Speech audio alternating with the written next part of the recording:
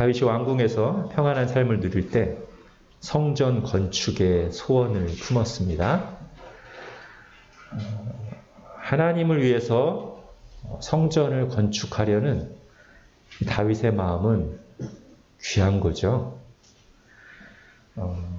다윗의 마음속에 하나님을 향한 사랑이 있습니다. 하나님이 다윗의 삶에서 우선순위입니다. 다윗에게는 하나님을 위해서 기꺼이 드리고 일하고 헌신하고자 하는 마음이 있습니다. 성전을 건축하겠다고 하는 소원이 바로 이런 데서부터 나온 것이기 때문에 귀하고 아름다운 것이죠. 이스라엘 백성들이 이런 다윗과 다른 태도를 가지고 있을 때 하나님께서 하신 말씀을 보면 그게 더 분명히 드러나요. 여러분 핸드아웃 보십시오. 학개서 1장입니다. 여호와의 말씀이 선지자 학개에게 임하여 이르시되 이 성전이 황폐하였거늘 너희가 이때 판벽한 집은 다른 역본에 보면 잘 꾸며진 집이에요. 잘 꾸며진 집에 거주하는 것이 옳으냐? 그러므로 이제 만군의 여호와가 이같이 말하노니 너희는 너희의 행위를 살필지니라. 예. 하나님의 은혜로 이스라엘 포로지에서 돌아와서 평안히 살고 있는데 그들의 사명인 성전 건축은 뒷전으로 두고 자기들의 집만 잘 꾸미고 생활하고 있는 유다 백성들에게 하나님이 하신 말씀이에요.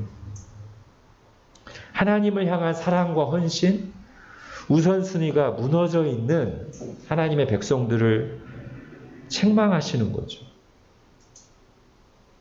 자, 이들과 비교해 볼 때, 그리고 이들에게 하신 하나님의 말씀을 생각해 볼 때, 다시 한번 오늘 본문에서 이 다윗이 품었던 그 소원과 이 다윗의 자세가 얼마나 귀하고 아름다운 것인지 우리가 확인할 수 있습니다.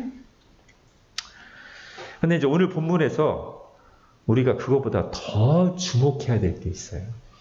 이미 우리가 이 본문을 2주간 봤기 때문에 이 사무엘하 7장이 다윗의 헌신과 열심을 말하려는데 초점을 두고 있는 본문이 아니라는 것은 이제 여러분들이 분명히 아실 겁니다.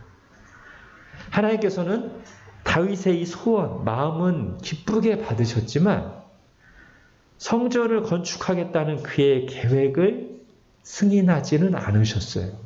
오히려 아니다. 내가 너를 위해 집을 짓겠다. 라고 말씀하셨어요.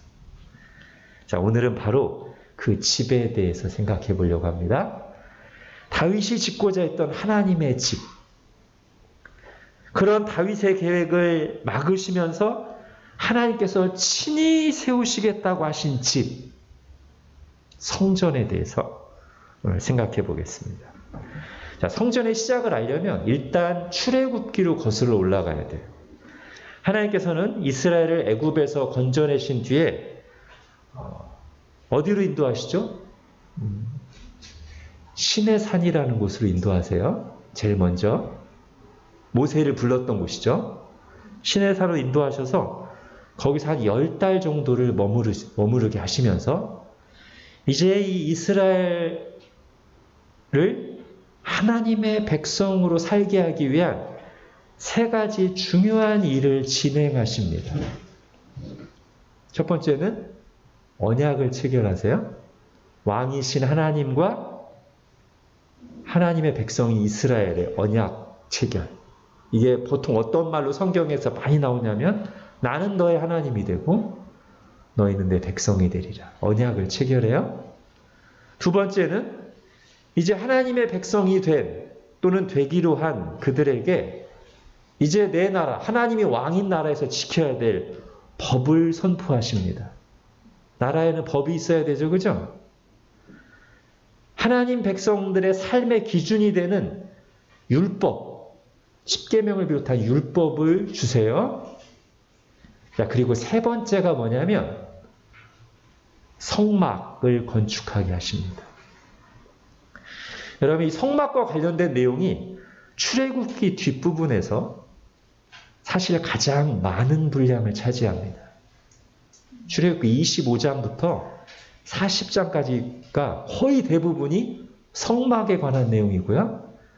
우리가 성경 일독을 할 때 제일 먼저 만나는 고비의 순간이 이때죠. 성막의 각종 재료들과 양식들 막 잘 이게 머릿속에 그려지지도 않는데 계속 얘기하죠. 자, 이 성막이 이제 훗날에 뭐로 바뀌는 거예요? 성전으로 바뀌는 거죠. 자, 성막은 말 그대로 천막 형태로 지어졌어요. 그래서 이스라엘이 광야 생활을 하는 동안 성막도 함께 이동해서 움직였습니다. 반면에 성전은 나무와 돌로 한 곳에 견고하게 지어진 건물이죠. 말하자면 성막은 이동식 성전이다 라고 말할 수 있고요. 성막이 성전의 원형이다 라고 말할 수 있어요. 자, 지금 다윗이 하나님을 위해서 제가 성전을 짓겠습니다 라고 했는데, 이 성전의 원형인 성막은 본래 누가 명하신 거예요? 하나님이 명하신 거예요. 하나님이 그 성막의 구조와 재료와 구성품들까지 하나하나 다 일일이 명령하셨습니다. 즉, 이 성막은 또는 성전은 사람이 하나님을 위해 고안해낸 것이 아니라 처음부터 하나님이 계획하시고 계시하셔서 짓게 하신 거란 말이에요. 자, 그렇다면 이스라엘 백성들에게 성막을 지으라고 하신 이유가 뭘까요? 이스라엘에 왜 성전이 필요합니까? 오늘 본문에 다윗이 생각하는 것처럼 하나님이 거주하실 집으로서 필요합니까? 또는 언약궤를 정성껏 잘 보관하기 위해서 성전이 필요한 걸까요? 하나님의 위엄에 걸맞는 어떤 웅장한 건물이 필요하니까 성전이 필요한 걸까요? 아닙니다. 이런 생각들은 다 이방 신전에게나 어울리는 개념입니다. 여러분, 당시에 있었던 이방 신전들과 이스라엘 성막이 어떻게 다른지 한번 생각해 보십시오. 여러분, 이방 신전의 백미가 뭘까요? 가장 중요한 부분이 뭐예요? 신상이에요. 그렇죠. 신상이에요. 신전마다 그들이 섬기는 신상이 잘 모셔져 있고요. 중심부에. 그리고 그 신상을 거의 실제 신처럼 대했습니다. 여러분, 사무엘상 앞부분에서 이스라엘이 블레셋과 전쟁하다 졌을 때 다시 한번 생각해 보세요. 하나님의 언약궤를 빼앗겼더니 블레셋 사람들이 언약궤를 어디다 갖다 놔요? 그들의 신전에 갖다 놔요. 다곤 신전. 그죠? 근데 신전에 뭐가 있어요? 네. 신상이 있죠. 다곤 신상이. 물론 그 신상은 이틀 동안 큰 수욕을 당하죠. 블레셋 사람들이 생각할 때는 우리가 이겼다. 또는 우리 신이, 우리 다곤 신이 이스라엘 신을 이기고 우리에게 승리를 줬다라는 생각으로 전리품으로 이제 그 신전 앞에, 신상 앞에 갖다 놨는데, 다음 예를 보니까 언약궤 앞에 코를 박고 엎드려져 있죠. 왜 넘어졌지? 세워난 다음 날에 또 엎드려져 있을 뿐만 아니라 머리하고 손이 다 떨어져 나가 있어요. 하나님께서 블레셋 사람들이 생각하는 수준에서 그들을 깨우쳐 주신 거죠. 이렇게 말씀하시는 셈입니다. 너희들이 전쟁에서 이기고 언약궤를 빼앗아 왔다고 해서 너희 신이 나를 이겼다고 생각하는 거냐? 너희들이 돌로 만들어 놓은 신 다곤이 너희들에게 승리를 주었다고 생각하는 거야? 그렇다면 어디 보거라. 너희들이 떠받드는 신이 내 앞에 얼마나 무기력한지 말이다. 이렇게 말씀하시는 셈이죠. 자, 아무튼 오늘 이제 말하려고 하는 핵심은 당시 이방 신전의 일반적인 모습이에요. 신전에는 신상이 있고요. 그 신상을 실제 신처럼 떠받드는 것. 그게 그들의 종교의 핵심적인 행태예요. 그런데 하나님께서 명령하신 이스라엘의 성소에는 신상이 없어요. 대신 그 성소의 가장 중심부, 지성소라고 하죠. 중심부에 하나님의 언약궤가 있는데 그 언약궤에 있는 10계명 돌판의 첫 두 계명이 뭐죠? 여러분 핸드아웃 보십시오. 출애굽기 20장 3절부터 5절 같이 읽겠습니다. 시작. 너는 나 외에는 다른 신들을 내게 두지 말라. 너를 위하여 새긴 우상을 만들지 말고 또 위로 하늘에 있는 것이나 아래로 땅에 있는 것이나 땅 아래 물속에 있는 어떤 것의 성상도 만들지 말며 그것들에게 절하지 말며 그것들을 섬기지 말라. 예. 이스라엘 성전에는 신상이 없을 뿐만 아니라 그 성소 중심에 있는 하나님의 말씀은 오히려 절대로 신상을 만들지 말라고 명령하고 있습니다. 당시 사람들이 생각하던 종교, 사람들이 고안해낸 종교와는 정반대의 모습인 것이죠. 근데 이스라엘의 성막을 이방 신전처럼 생각하면 되겠어요? 안 되겠어요? 안 되죠.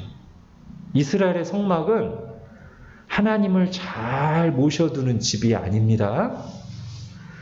신을 잘 받들어 섬기려고 인간이 정성을 기울여서 고안하고 만든 신전이 아니에요. 이스라엘 성막은.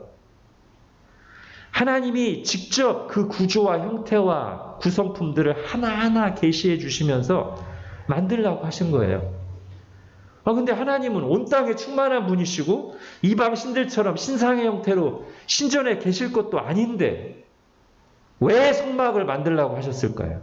그리고 그 성막은 왜 그렇게 중요하게 여겨졌을까요? 출애굽기의 절반 이상을 차지할 만큼의 분량을 가지는 그 중요성을 띌까요?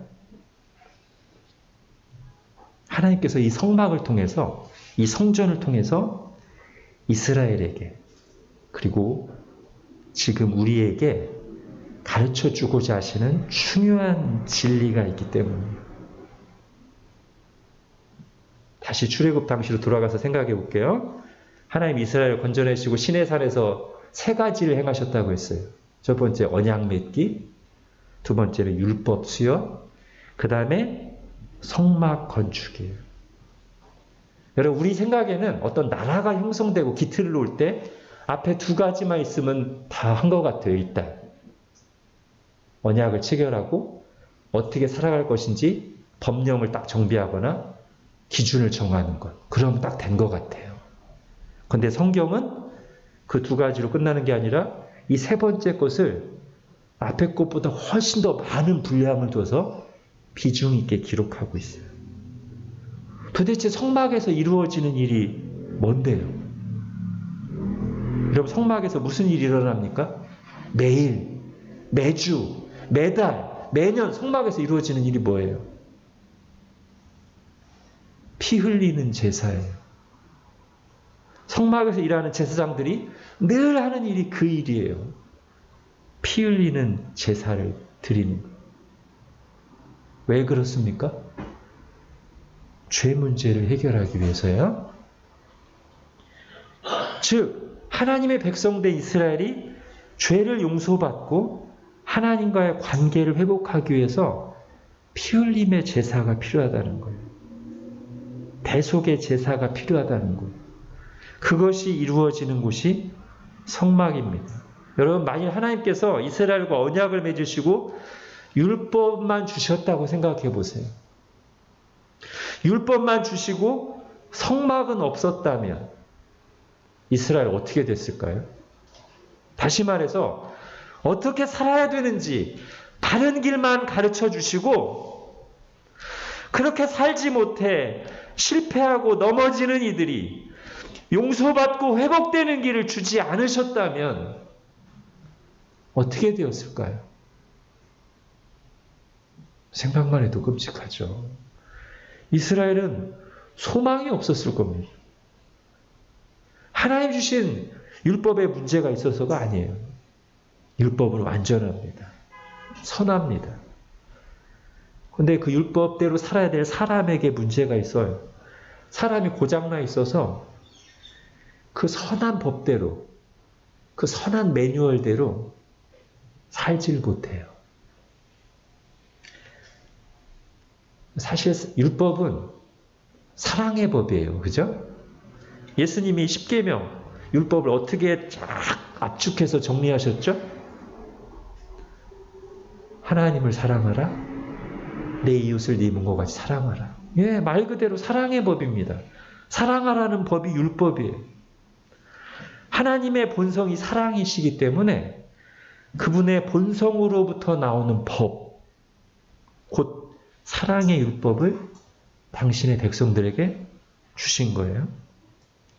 그런데 사람들이 이 하나님이 주신 선한 법, 그 사랑의 율법을 따라 실제로 살아보려고 하면 어떤 일이 생겨요?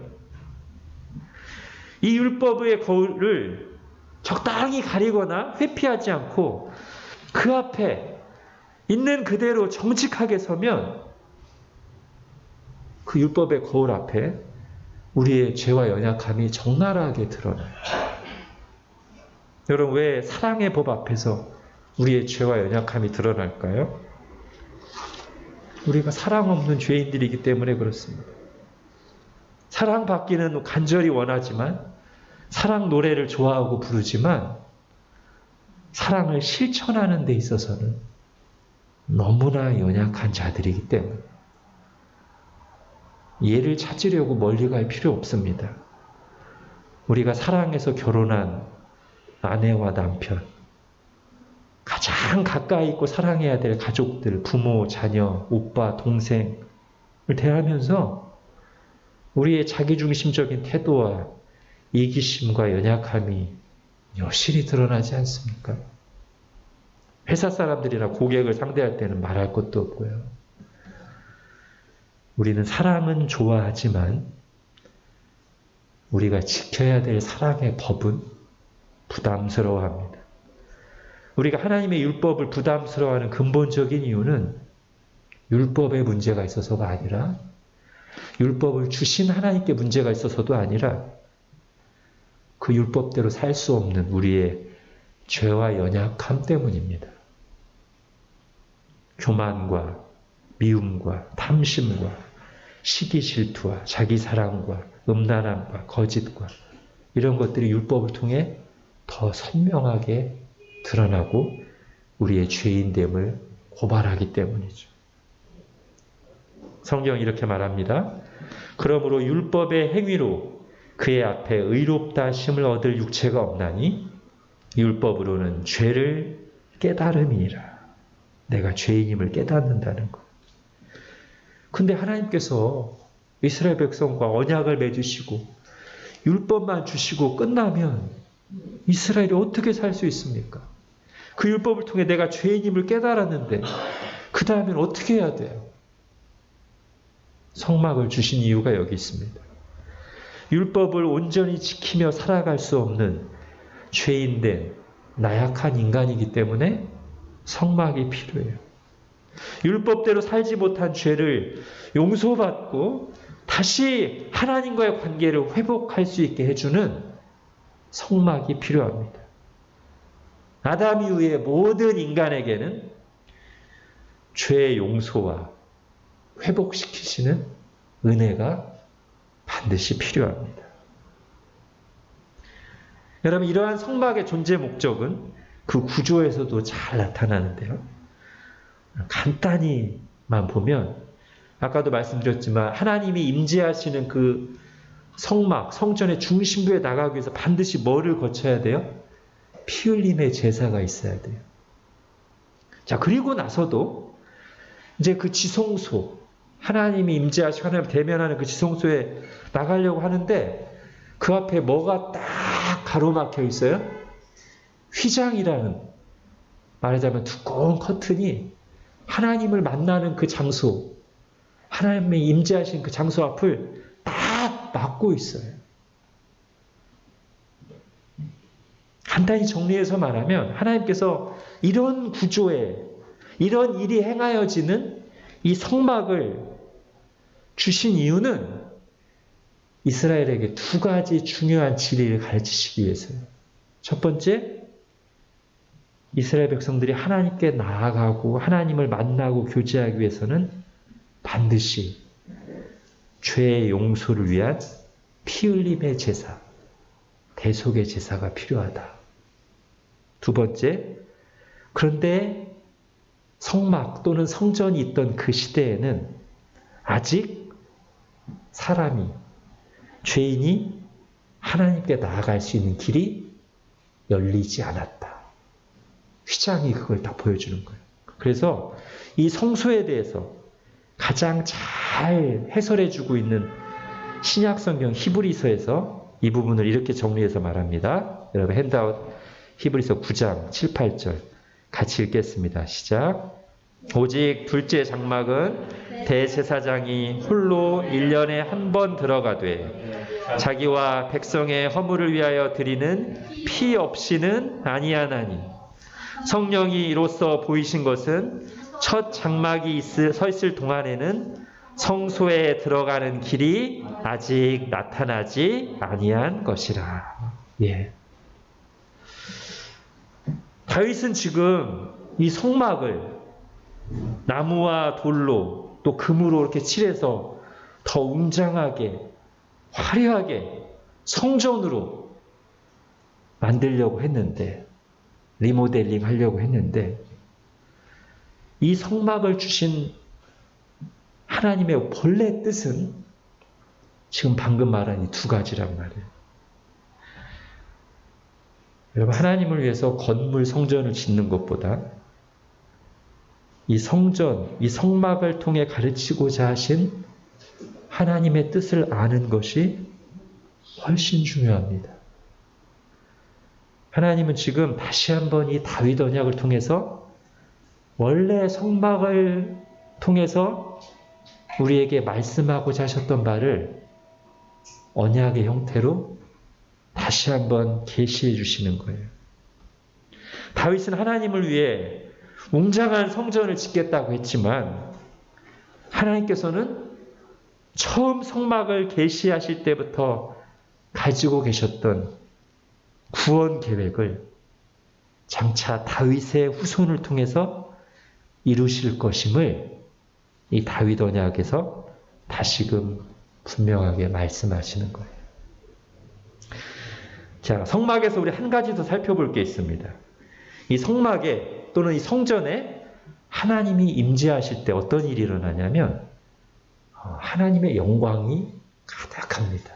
그게 구약에서는 어떤 모습으로 드러나요? 빽빽한 구름이 성막에 가득 차고 막 위로도 이렇게 막 피어올라요.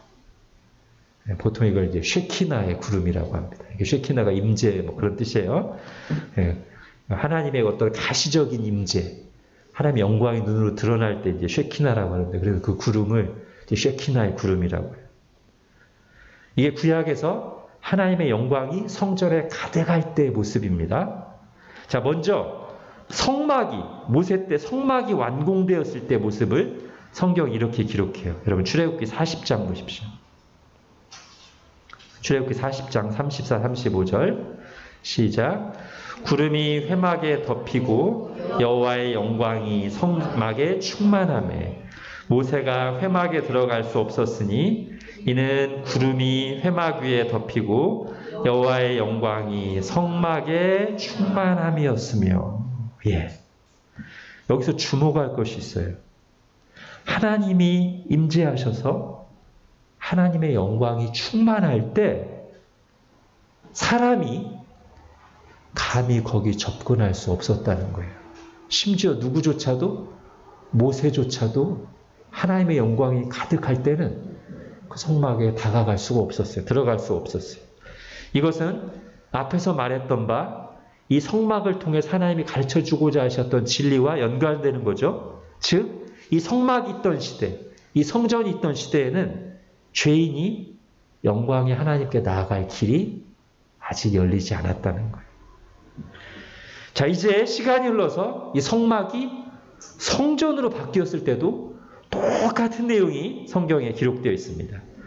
솔로몬 시대 성전으로 바뀌어서 완공했을 때 장면인데 열왕기상 8장 10절 11절 같이 읽겠습니다. 시작.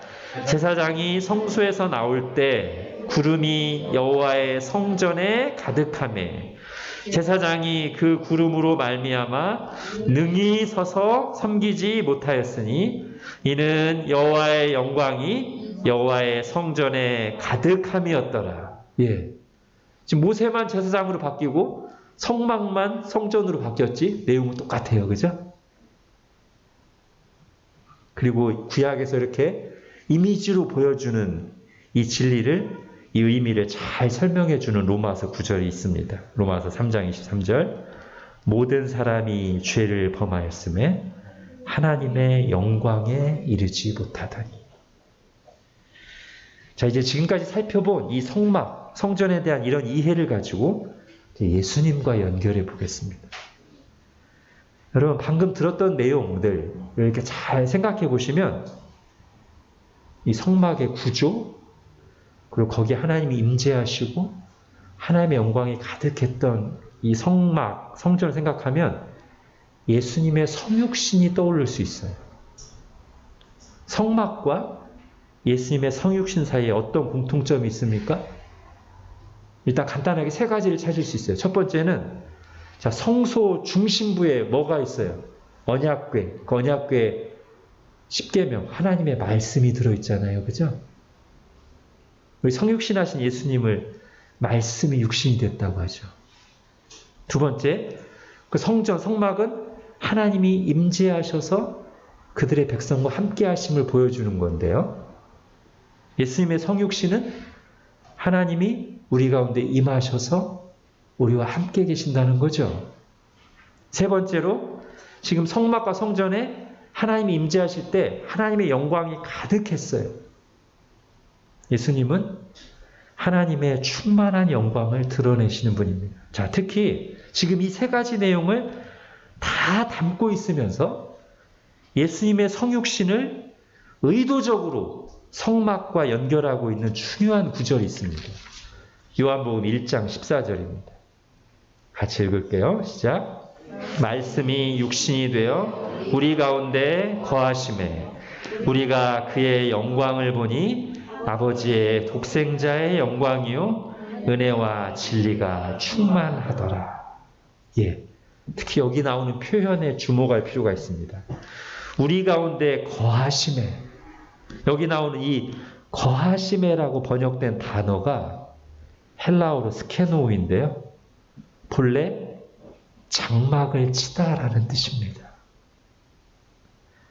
여러분, 왜 굳이 이런 단어를 썼을까요? 지금 이 요한복음의 저자는 예수님의 성육신을 성막과 의도적으로 연결시키는 거예요. 성육신하신 예수님에게서 성막에 하나님이 임재하실 때 그 영광이 가득했을 때의 모습을 이렇게 오버랩시키는 거죠. 아주 비슷한 표현이 요한계시록에도 나와요. 그러니까 지금 같은 저자 요한이 요한복음 1장에서 이렇게 말한 내용과 비슷한 내용이 요한계시록 끝부분 21장 3절에 나오거든요. 이걸 보면 더 이게 요한이 의도적으로 그런 표현을 썼다는 걸 알 수 있어요. 요한계시록 21장 3절을 보십시오. 내가 들으니 보좌에서 큰 음성이 나서 이르되 보라 하나님의 장막이 사람들과 함께 있으며, 이게 요한복음 1장 14절에서 말씀이 육신이 되어 우리 가운데 거하심에와 다 연결되잖아요. 더군다나 그 거하심에라는 단어가 본래 뜻이 장막을 치다라는 단어라고요. 그러니까 이제 잘 들으십시오. 요한복음 1장 14절을 기록할 때 의도한 것이 단지 예수님은 은혜와 진리가 충만하신 분이셔, 그게 다가 아닙니다. 예수님이 바로 구약 성경에 나오는 성막, 성전의 진정한 성취이시다. 예수님이 바로 구약 성경에서 예언하고 고대했던 그분 그리스도이시며 구약시대 성전에 충만하게 임재하셨던 영광의 하나님 그 자신이시다 라고 말하고 있는 거예요. 근데 이 구약의 성막과 성육신하신 예수님 사이에 중요한 차이점이 하나 있어요. 뭘까요? 성막에 하나님의 영광이 가득할 때는 아까 어땠어요? 모세도 제사장도 그 어떤 사람도 감히 그 성막에 하나님의 영광이 충만한 곳에 가까이 다가갈 수 없었죠. 그런데 은혜와 진리가 충만하신 성육신하신 하나님 예수님께는 죄인들이 누구든지 가까이 다가갈 수 있었어요. 아니 예수님은 아예 내가 그걸 위해서 왔다고 말씀하셨어요. 예수님께서 죄인들과 어울려 식사하시는 걸 누군가 비판하자 예수님 말씀하시죠. 건강한 자에게는 의사가 쓸데없고 병든 자에게라야 쓸데있느니라. 나는 의인을 부르러 온 것이 아니요 죄인을 부르러 왔노라. 여러분 예수님이 성전의 진정한 성취라는 의미가 바로 이것입니다. 앞에서 성막의 존재 이유, 성막을 주신 이유가 뭐라고 했어요? 성막을 통해서 가르치시려는 바 두 가지 뭐라고 했죠? 첫 번째, 인간에게 죄 용서가 필요하다. 그걸 위한 피 흘림의 제사, 대속의 제물이 필요하다는 것을 보여주기 위해서 성막이 있었고, 또 하나는 그런데 아직 그 시대에는 죄인들이 하나님께 나아갈 길이 열리지 않았다는 것을, 닫혀 있다는 것을 보여주는 게 성전이라고 했어요. 성막이라고 했어요. 그죠? 자, 예수님이 성전의 진정한 성취라는 것은 이 두 가지 문제를 궁극적으로 해결하신다는 의미에서 그렇죠. 이제 예수님을 통해서, 아니 예수님이 우리의 대속의 제물이 되어주셔서 우리의 죄 문제를 완전히 해결하여 주시고, 그러므로 이제 예수님을 통해서 죄인들이 하나님께 나아갈 길이 활짝 열리게 되었다는 거예요. 다시 정리하면 율법을 주신 뒤에 거기서 그치지 않고 성막을 주신 이유가 그 선한 법, 사랑의 법, 진리의 법, 율법대로 살지 못하는, 그래서 심판받을 수밖에 없는 죄인들이 용서받고 회복되기 위해서 성막을 주셨던 것인데, 바로 그것을 진정으로 이루시는 그 성막의 목적의 궁극적인 성취자가 누구시냐면 예수님이라는 거예요. 그러니까 요한을 감화하신 성령님께서 그것을, 그 의미를 담아서 요한복음 1장 14절을 기록하게 하셨어요. 말씀이 육신이 되어 우리 가운데 거하시매 우리가 그의 영광을 보니 아버지의 독생자의 영광이요 은혜와 진리가 충만하더라.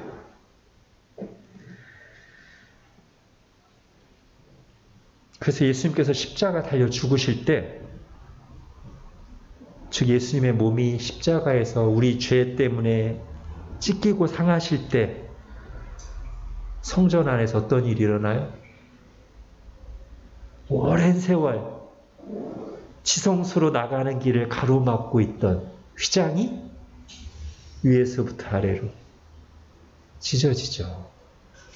이제 예수님의 십자가 대속의 죽음을 통해서 죄인들이 하나님께 나아갈 길이 활짝 열렸다는 것을 보여주는 거예요. 다시 한번 히브리서 보겠습니다. 히브리서 10장 19, 20절 같이 읽을게요. 시작. 그러므로 형제들아 우리가 예수의 피를 힘입어 성소에 들어갈 담력을 얻었나니 그 길은 우리를 위하여 휘장 가운데로 열어놓으신 새로운 살 길이요 휘장은 곧 그의 육체니라. 예, 이것이 구약시대 성막을 또는 성전을 주신 가장 중요한 이유입니다.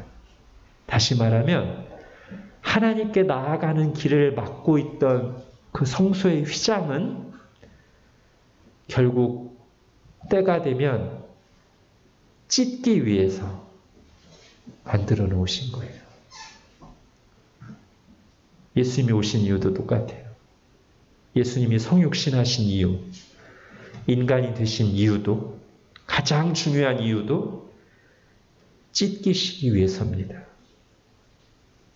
우리를 위해, 우리가 우리의 죄 때문에 받아야 될 심판을 대신 받으시고 십자가에서 그 몸과 마음이 찢기시고 버림받으시고 심판받기 위해서 인간으로 오신 거예요. 그렇게 우리를 구원하시려고 성육신하신 것입니다. 그러므로 주님께서 죽으시기 전날 밤 제자들에게 말씀하셨습니다. 히브리서 10장 말씀과 아주 잘 이어지는 말씀이죠. 요한복음 14장 16절, 예수께서 이르시되 내가 곧 길이요 진리요 생명이니 나로 말미암지 않고는 아버지께로 올 자가 없느니라. 이것이 성막을 만들게 하신 하나님이 처음부터 말씀하시고 하신 것이고 때가 참에 예수님을 통해서 이루신 복음입니다. 이제 정리할게요. 하나님을 위해서 성전 건물을 짓겠다는 다윗의 마음, 헌신, 귀합니다. 아름답습니다. 그러나 더 중요한 것이 있습니다. 애초에 하나님이 그 성전, 그 성막을 주신 이유를 아는 것입니다. 하나님을 위해 무언가 대단한 일을 하기 전에 반드시 선행되어야 할 것은 복음을 아는 것입니다. 날 위해서 십자가에서 찢기신 예수 그리스도를 아는 것입니다. 예수 그리스도를 통해서 내게 주신 하나님의 그 크신 사랑을 깨닫고 믿는 것입니다. 다윗 언약은 하나님께서를 향해 열심을 내고 있는 다윗에게 하나님이 그것을 다시 한번 언약의 형태로 계시해 주는 말씀이라고 할 수 있겠습니다. 오늘 예배 앞부분에서 불렀던 찬양에 오늘 설교에서 다룬 진리가 잘 담겨 있어요. 주의 보좌로 나아갈 때 어떻게 나가야 할까? 나를 구원한 주의 십자가, 그것을 믿으며 가네. 자격 없는 내 힘이 아닌 오직 예수님의 보혈로. 십자가의 보혈, 완전하신 사랑 힘입어 나아갑니다. 십자가의 보혈, 완전하신 사랑 힘입어 예배합니다.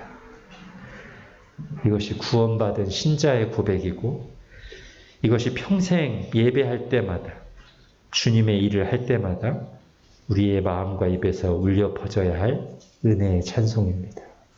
기도하겠습니다. 하나님, 다윗이 하나님의 위엄을 드러내 성전을 짓겠다고 갸륵한 마음을 품었지만 그러나 그가 더 깊이 알아야 했던 것은 본래 이 성막을 주신 하나님의 뜻이었습니다. 오늘 구약과 신약의 말씀들을 통해서 처음에 성막을 주신 하나님의 뜻을 들었습니다.